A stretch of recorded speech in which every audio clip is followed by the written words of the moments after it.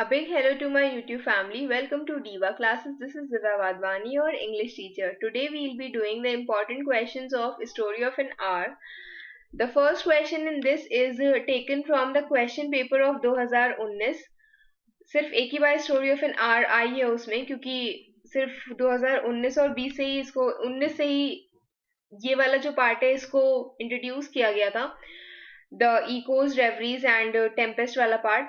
Okay, तो first is question number 1. This we have already solved. हम लोग पहले भी इसको कर चुके हैं in the part of previous year paper. तो कुछ चीजें that you need to know. The first question in which is you have to give an account of the thoughts and conflicts which go through Mrs. Millard's mind when she hears about the untimely and sudden death of her husband. ये आपको बताना है कि जब उसको पता चलता है that her husband is dead, और उसके बाद उसके दिमाग में क्या क्या चीजें चलती हैं after she goes inside her room and she sits on a chair, arm chair और समथिंग, और उसके बाद वो वहां पर विंडो से बाहर देखती है. तो जितने थॉट्स उसके माइंड में चल रहे होते हैं वो सब आपको बताने हैं. You also have to tell about the ending of the story. The first part in this is Story of an Hour. It begins with a dramatic note as Richard rushes to the Millard's house and he tells about the Brentley Millard's tragic death in a railroad accident. Okay, यहाँ पर Louis Maillard के जितने भी जहां जहां पर भी उसके रिएक्शन है, अब ये जितने भी रिएक्शन है, इट्स नॉट नेसेसरी कि आप उसका कैरेक्टराइजेशन डायरेक्टली पढ़ो, बट अगर आप इतना भी पढ़ लोगे ना तो then also you will be able to write her characterization ki earlier she was oppressed with the society's norms और उसके बाद later she left herself free. Okay, जहां पर ये वाली लाइन वो बोलती है that she tried to beat the thought back but with her will, but the realization was too strong and she said the word over and over under her breath, which word that free free free. ये उसके मुंह से निकला था बहुत देर बाद it was whispered. Okay, और उसके बाद जो वेकेंट स्टेयर थी, वेकेंट स्टेयर की आप कहीं देख रहे हो विदाउट एनी मीनिंग, आपको समझ में नहीं आ रहा कि हम अगला क्या नेक्स्ट स्टेप क्या लें. The vacant stare and the look of terror it was faded away from her eyes, और उसकी जगह पर एक कीन ब्राइट लुक आ गया था. Her pulse beat fast and the coursing blood warmed and relaxed every inch of her body. Okay, ये छोटे छोटे quotes है that you can mention directly. बहुत ज़्यादा difficult words इसमें है नहीं. Then she now possessed a self assertion which she suddenly recognized as the strongest impulse of her being. ये सारी चीजें हम आपको स्टोरी में as well as previous year papers में भी हम आपको समझा चुके हैं. तो these things you will write in this. उसके बाद लेटर यहाँ पर देखो, when the door opens there was a fresh triumph in her eyes and she carries herself like a goddess of victory. मतलब वो जब बाहर जाती है तो she thinks now she is the master over her own life and no one else is going to oppress her. Okay, इसके बाद फिर पूछा गया एंडिंग ऑफ द स्टोरी, जो बहुत ज्यादा ही ट्विस्टेड थी.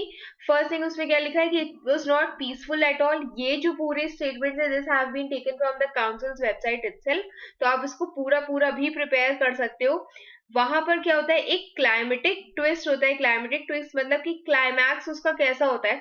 Climax is not exactly the ending. Climax होता है कि कोई एक टाइम जो उस स्टोरी का सबसे इंटेंस या सबसे पीक पॉइंट होता है.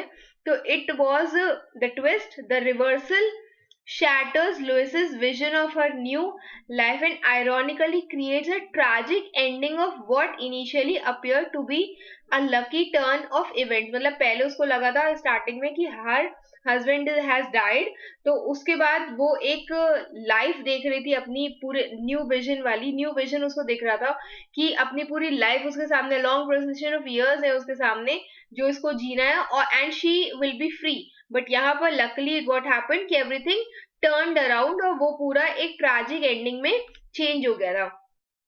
For Louise the loss of her husband एक कंसिडर की जा रही थी कि अपॉर्चुनिटी होती है उसके लिए to move beyond the bondage of relationship. जो राइटर है he also focuses on the need for personal space in relationship, the solitude embraced by Lewis. Solitude means जो अकेलापन होता है, जो उसने बहुत ही nicely embrace किया था. It was a prerequisite for free choice. और जो last phrase है, that joy that kills, ये बहुत important line है. Okay, इस पूरे line पर भी question अभी है आगे. is purposely written as Lewis must have felt disappointment at the sight of her freedom slipping away. और ये क्यों लिखा गया है द जॉय दैट किल्स, क्योंकि लुइस को एट द एंड में बहुत ज्यादा डिसअपॉइंटमेंट फील होता है व्हेन शी थिंक्स कि उसका जो फ्रीडम है वो उसके हाथ से चली जा रही है. ओके, नेक्स्ट क्वेश्चन इज, ये again I have explained you, ये 2023 के स्पेसिमेन में पूछा गया क्वेश्चन है. क्वेश्चन इज कि what do you conclude about the struggles and challenges faced by women from the short story the story of an hour, जिसमें आपको ये सारी चीजें बतानी है कि स्टार्टिंग में she was so oppressed in her marriage कि जब उसे ये बोला जाता है कि मतलब जब उसे पता था कि उसके हस्बैंड की बॉडी आएगी तो she thinks she has to portray herself like she is crying. तो वो कहती है कि मुझे थोड़ी देर के लिए रोना भी पड़ेगा. It was actually the marriage उस टाइम पर बहुत ज्यादा suppressive थी. It was a male dominated society. Okay, then Mrs. Millard is the story's main character. In all the male-dominated society, Mrs. Millard is only known by the name of her husband. अब आप ये चीज समझ रहे हो यहाँ पर कि अगर जहां जहां पर स्टार्टिंग में लुइस ना लिख करके, लुइस मिलार्ड ना लिख करके मिसेस मिलार्ड लिखा गया है, तो इसका खुद में ही एक मतलब ये होता है कि उसके नेम को आगे बढ़ाया ही नहीं जा रहा है. Since it is a patriarchal society, it is a male dominated society जहां पर women were not recognized as an independent entity. Okay, the implication of this is that without her husband she does not have any identity. ये वही same चीज बोली गई है. Chopin shows that Kate is oppressed from the very beginning. और यही same चीज है कि her husband has a first name from the story, while Mrs. Millard first name is only given late in the story. कि सबसे last में ये चीज दिखाई गई थी. ये भी एक क्वेश्चन बन सकता है इसमें. ठीक है, वो हमने बहुत ज्यादा identified it that much important कि हम उसको स्पेसिफिकली मेंशन करें अलग से और उसका एक बड़ा सा आंसर आपको शो करें.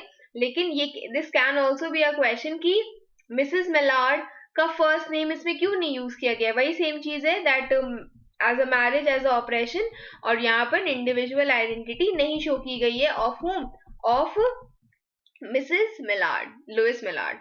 Okay, now women are portrayed here as emotional from the story's first line.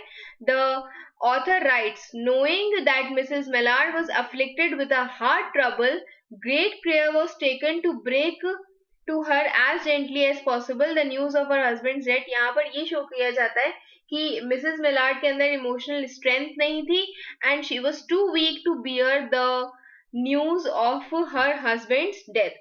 उसके बाद यही सारी चीजें इसमें लिखी हुई हैं, the whole of big big part. Okay, और उसके बाद ending you have to prepare of this. इसके बाद एक और क्वेश्चन है, शायद एक और क्वेश्चन इसमें और है. Third and question number 4 is there. Mrs Mallard looks out of the window to discover a new spring of life. Describe the significances of what she sees and hears out of the window. अब बहुत simple सी चीज यहाँ पर देख लो कि whenever she goes inside the room, तब से लेकर जब तक वो बाहर नहीं आ जाती है, जो भी टेक्स्ट बुक में दिया हुआ उसको कम से कम 4 बार पढ़ो और उसको प्रिपेयर कर लो. अपने पास नोट्स बना करके रखो कि क्या क्या चीजें हुई थी. जहां जहां पर वो जितने भी इमेजेस उसमें दी थी वो सारी इमेजेस आपके पास होनी चाहिए. जैसे यहाँ पर लिखे हैं, Mrs Mallard in her room hears the sound of new spring of life. She notices the trees and smells the delicious breath of rain. She hears the notes of a distant song sung nearby, countless sparrows twittering in the eaves. Her husband's death has awakened her in a true sense. She is freely noticing and feeling the prospect of freedom that awaits her. ठीक है, क्या मतलब है यहाँ पर कि आपको वो सारे इमेजेस जो हैं पढ़ो और उनको कैसे लाइन वाइज पढ़ो, जैसे जिस ऑर्डर में जिस सीक्वेंस में उनको दिया गया है. यही सारी चीजें उसमें दी हुई हैं कि आपको उस पूरे पार्ट का रीजन पढ़ना है कि अब ये सारे जितने भी इमेजेस थी यहाँ पर ये क्या सिग्निफाई कर रही हैं. ये सिग्निफाई कर रही हैं that now she is free from her oppressive marriage, और अब वो दुनिया को देख सकती है. she can free she can feel the freedom that is around her life, going on. Okay, then next is question number 4, that is Mrs. Millard died of the joy that kills. कैसे, ये क्यों statement दी गई है? तो this is the ending of the story that shows pure irony. जो वो doctor की statement होती है कि शी डाइड ऑफ, वो खुशी से मर गई थी, बट एक्चुअली वो खुशी से नहीं मर गई थी. She died of the sadness और द डिसअपॉइंटमेंट कि उसका जो हस्बैंड है he is alive. Okay, Kate Chopin, writing in the Victorian times, explicitly attacked the fundamental laws of the society in her works. अपनी short story में she narrates the ordeal of the woman who is informed of her husband's death in a train accident, railroad accident. उसमें simply चीज बोली गई थी. जो lady है that suffers from heart disease, और इसीलिए उसके जो friends और family हैं वो बहुत immediate action लेते हैं, मतलब वो बहुत ही जेंटली उसको ये सारी चीजें बताते हैं. The news to her avoid any harm on her life. Okay, the सबसे लास्ट पार्ट इसमें है इसी का ही, जिसमें क्या बोला गया है, the lady's true sense of joy is momentary and fleeting, वो उड़ जाता है. Story progresses to reveal the readers that her husband actually alive है, वो ठीक है, और इसके कारण क्या होता है, अनफॉर्चुनेटली वो does not survive as the doctor proclaims that she died of the joy that kills. People around her, उनको लगा कि वो बहुत ज्यादा खुश थी, but actually in reality Chopin has used a dramatic irony, this you have to underline, ठीक है, to provide the readers with a shock that was definitely unexpected. Lady does not die of the joy on seeing her husband. वो खुशी से नहीं मरती, वो कैसे मरती है? she dies of shock and disbelief to find her hopes of new life being shattered. Actually में क्या होता है, उसके जितने भी न्यू होप्स होते हैं of that free life, they are shattered, बहुत बुरी तरीके से, वो जैसे कहते हैं छन से टूटे कोई सपना. तो the pure Joy that she had found in her freedom evaporated with in seconds. जो खुशी उसको लगी थी कि हाँ मैं एंजॉय करूंगी अपनी लाइफ, वो उड़ जाती है, तुरंत ही उड़ जाती है. And gave her a shock that resulted her untimely death. Okay, अब ये इसकी थीम है, this I have added as an extra thing कि इन केस पूछ लिया जाता है कि the story of an hour depicts the theme of the forbidden joy of independence. Okay, तो ये आप इसमें पढ़ सकते हो कि स्टार्टिंग से लेकर के ही she was very much she wanted to be independent. और forbidden joy of independence क्यों बोला गया है? क्योंकि it was actually the joy जिसको उसने अपने अंदर दबा करके रखा था, but later on when her husband died वो बाहर आता है, और वो भी कुछ समय के लिए होता है. and the inherent oppressiveness of marriage, कि ये आपको इसमें शो करना है कि स्टार्टिंग में उसका नाम नहीं यूज किया था, वो उसको भी पता है लुइस को कि she has to cry, मतलब as a rule of the society she'll cry at Bentley's funeral. ये भी that has to be written in it. and uska she never names a specific way in which Bentley was oppressed her, पर it ये hint करता है कि जो marriage है in general it stifles both women and men, दोनों को ये चीजें बहुत ज्यादा परेशान करती हैं. ओके, तो I will send you this PDF on Telegram. कुछ काम की चीजें थी, अगर आप इतना ही सफिशिएंटली इसमें से पढ़ लोगे दैट विल ऑल्सो वर्क. इतना ही आपके लिए बहुत है, इससे ज्यादा कुछ है नहीं. देखो, स्टोरी ऑफ द आर में सबसे पहले क्या होता है, जो किसका रिएक्शन, लुइस मेलार्ड ना, द लेडी. ओके, तो लुइस मेलार्ड का क्या ढूंढना होता है, सबसे पहले उनका रिएक्शन कि उन्होंने कैसे रिएक्ट किया था. दूसरा, जब वो रूम में होती है तो रूम में वॉट एवर थॉट्स उसके दिमाग में होते हैं वो सारी चीजें. एंड लास्ट में है उसका एंड ऑफ द स्टोरी. बस यही 3 चीजें जो आपको इसमें प्रॉपरली प्रिपेयर करनी है.